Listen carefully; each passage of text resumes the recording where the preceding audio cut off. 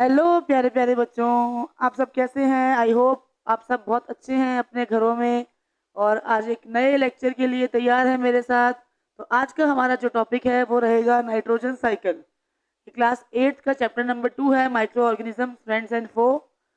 उसका टॉपिक है जो कि बड़ा ही इंपॉर्टेंट टॉपिक है और सबको पता होना चाहिए कि नाइट्रोजन जो है वो हमारे एटमॉस्फेयर में कैसे प्लांट्स उसको फिक्स नाइट्रोजन को यूज़ करते हैं और फर्दर एसिमिलेशन और एमोनिफिकेशन के बाद वो नाइट्रोजन गैस जो है वो फर्दर कैसे एटमॉस्फेयर में जाती है। ये एक पूरा साइक्लिक प्रोसेस है जिसमें नाइट्रोजन जो है वो कैसे कैसे कहाँ कहाँ यूज़ होती है और वापस से एटमॉस्फेयर में कैसे जाती है। इस प्रोसेस को हम बोलते हैं नाइट्रोजन साइकिल। तो सबसे पहले इसका जो प्रोसेस होता है, इसकी जो स्टेप होता है, फर्स्ट स्टेप जो होता है that is nitrogen fixation. It has first step which is called nitrogen fixation. Nitrogen fixation why it is necessary? ये जरूरी इसलिए है क्योंकि जो plants होते हैं, the plants they are unable to take the nitrogen as such from the atmosphere. वो atmosphere में से as such form में nitrogen लेने में असमर्थ है, या हम कह सकते हैं कि it is impossible for them to take the nitrogen gas in as such form from the atmosphere. तो इस वजह से जो नाइट्रोजन होती है वो फिक्स की जाती है दो तरीकों से। पहला तरीका हमारे पास होता है नेचुरल तरीका, जिसको हम बोलेंगे, वैसे तो दोनों ही नेचुरल हैं, पर एक होता है बायोलॉजिकल फिक्सेशन जिसमें राइजोबियम बैक्टीरिया। अब ये राइजोबियम बैक्टीरिया क्या है? जो कि लेग्यूमिनस प्लांट्स के रूट नोड्यूल्स में प्रेजेंट होता है, उसको हम बोलते हैं rhizobium bacteria.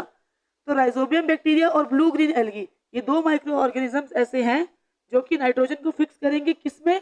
Into nitrates. Nitrates में फिक्स करेंगे और वो जो नाइट्रेट्स होंगे वो सॉइल में जाके नाइट्रेट्स जो है वो प्लांट ले लेगा, क्योंकि प्लांट्स जो है वो नाइट्रेट्स बड़े आसानी से ले सकता है। एटमॉस्फेरिक नाइट्रोजन पॉसिबल नहीं है प्लांट्स के लिए लेना। दूसरा जो हमारा तरीका है दैट इज लाइटिंग। लाइटिंग का मतलब जब हमारी बिजली कड़कती है तो उस वक्त क्या होता है कि जो एटमॉस्फेयर में हाइड्रोजन और नाइट्रोजन जो है उस वक्त जो है नाइट्रोजन और ऑक्सीजन, ये दो चीजें एटमॉस्फेयर में कंबाइन होती हैं और बनाती हैं oxides of nitrogen. Oxides of nitrogen at the time of lighting, nitrogen and oxygen which are present in the atmosphere, they combine with each other and they form oxides of nitrogen. जब ये oxides of nitrogen combine होते हैं rain water के साथ, rain water जो कि H2O, तब ये बनाते हैं nitric acid HNO3 which is nitric acid. और जब ये निट्रिक एसिड सॉइल में जाता है जहां पे लाइमस्टोन है, सॉइल मतलब लाइमस्टोन, तो जब ये निट्रिक एसिड लाइमस्टोन में जाता है तब ये कन्वर्ट हो जाता है soluble form which is taken by plant which we call as nitrate. तो ये जो हमारी प्रोसेस हो गई दैट इज नाइट्रोजन फिक्सेशन। अब उसके बाद सेकंड स्टेप जो आता है that is nitrogen assimilation. Nitrogen assimilation, इसमें क्या है देखिए बच्चों, बड़े ध्यान से देखिए। जब नाइट्रेट्स सॉइल में आ गए तो वो नाइट्रेट्स जो है वो प्लांट्स ने एब्जॉर्ब कर लिए। These nitrates are absorb by plants and further जो हर्बीवोरस प्लांट है उन्होंने उन प्लांट्स को खाया।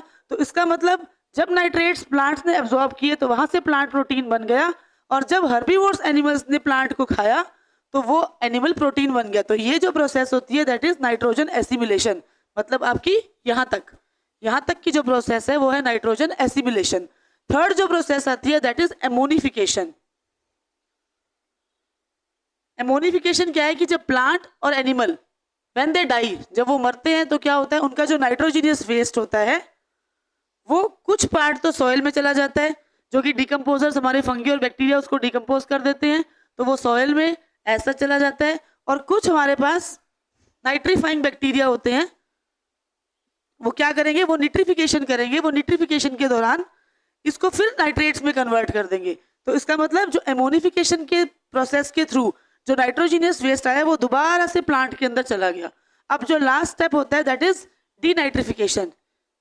This process, this is denitrification. इसमें क्या होता है कि कुछ जो नाइट्रेट्स हैं वो तो प्लांट ने यूज कर लिए, लेकिन कुछ रिमेनिंग नाइट्रेट्स ऐसे रह जाते हैं जो कि डीनाइट्रिफिंग बैक्टीरिया होते हैं। एग्जाम्पल इसका होता है स्यूडोमोनास। ये डीनाइट्रीफाइंग बैक्टीरिया है। ये स्यूडोमोनास क्या करता है कि जो नाइट्रेट्स बचे उनको कन्वर्ट कर देगा एटमॉस्फेरिक नाइट्रोजन में, और वो एटमॉस्फेरिक नाइट्रोजन जो है वो सीधा एस्केप करेगी इन द एटमॉस्फेयर। तो इस तरह से जो नाइट्रोजन हमारे यहाँ से चली थी वो घूम फिर कर वापस एटमॉस्फेयर में चली गई। इसका मतलब जो परसेंटेज ऑफ नाइट्रोजन है मोर और लेस वो एटमॉस्फेयर में उसकी परसेंटेज जो है वो कांस्टेंट ही रहेगी। तो ये जो था आपका नाइट्रोजन साइकिल था। तो अगर और कोई डाउट हो तो फर्दर आप उससे कमेंट सेक्शन में क्वेश्चन पूछ सकते हैं। Thank you.